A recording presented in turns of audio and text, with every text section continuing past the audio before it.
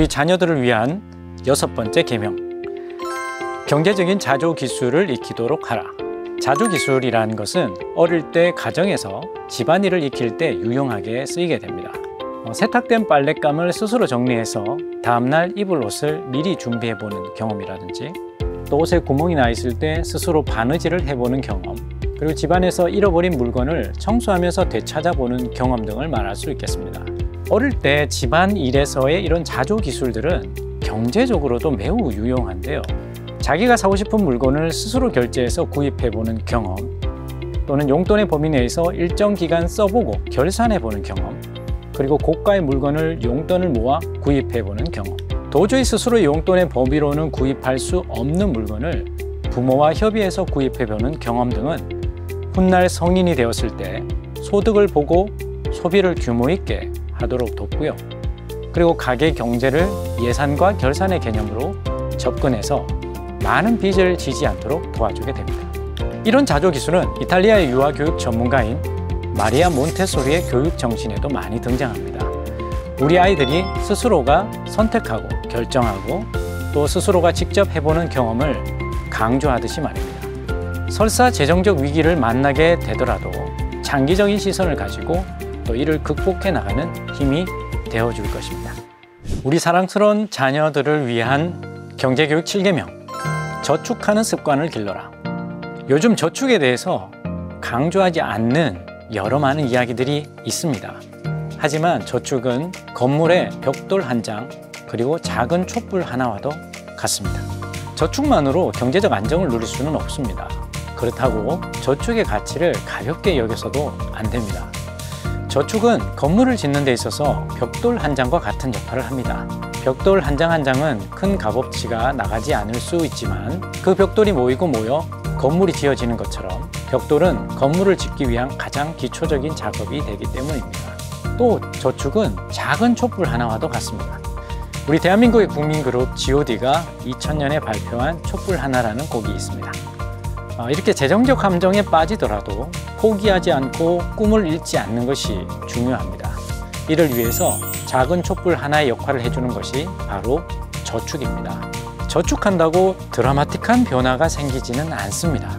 그로 인해 또 다른 촛불이 켜지면 촛불이 2개, 3개, 4개가 되듯 자산은 조금씩 늘어가는 방향성을 가지게 됩니다.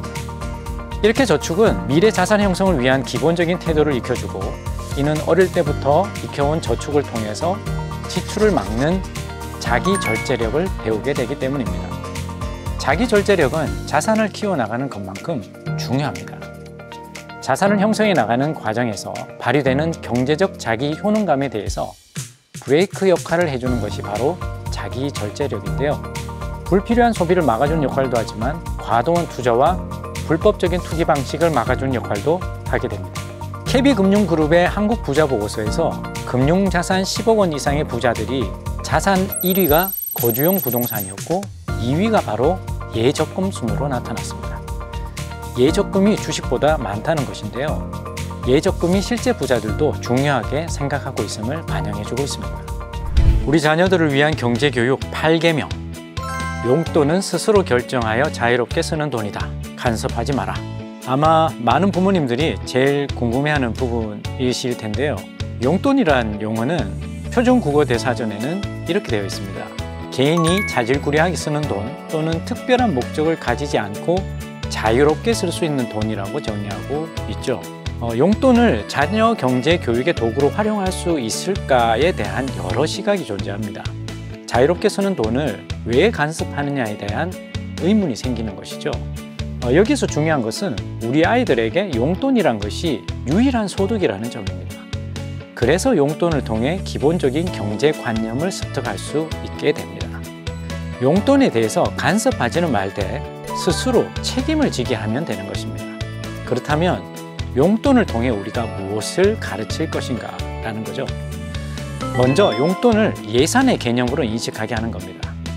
용돈을 통해서 지출의 계획을 세우게 하고요. 그 다음으로는 용돈을 시작할 때부터 부모와 자녀가 반드시 협의하는 것이 중요하겠습니다.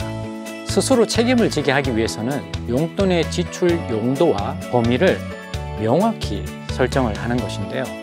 예를 들어 학용품은 누가 사줄 것인지, 간식은 자유롭게 사 먹지만 아토피가 있는 자녀의 경우에는 또 간식은 부모가 사주기로 한다든지, 그 다음으로 이제 부모는 또 용돈을 주는 시기를 결정을 하게 될 텐데요.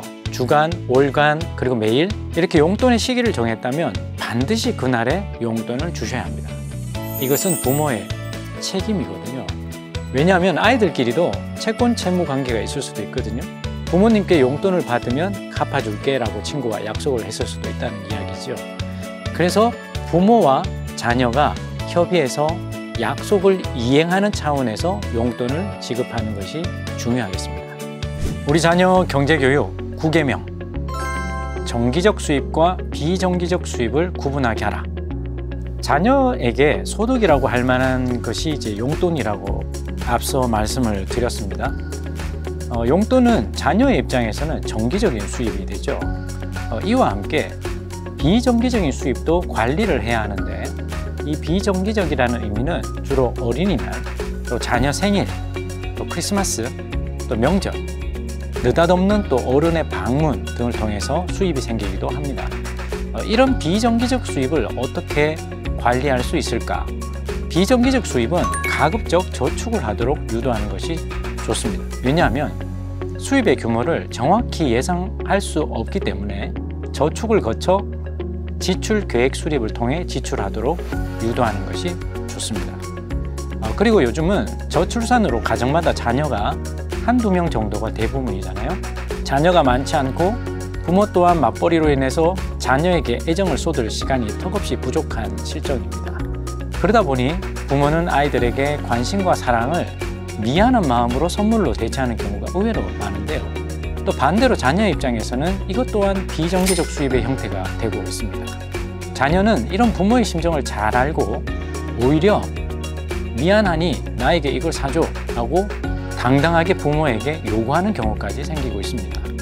자녀에게 미안한 마음을 전하기보다 엄마 아빠가 바쁜데도 불구하고 이렇게 잘 해줘서 고마워라며 고마움을 전하고 고마운 마음을 함께 시간을 보내는 것으로 채워가면 좋을 것 같습니다.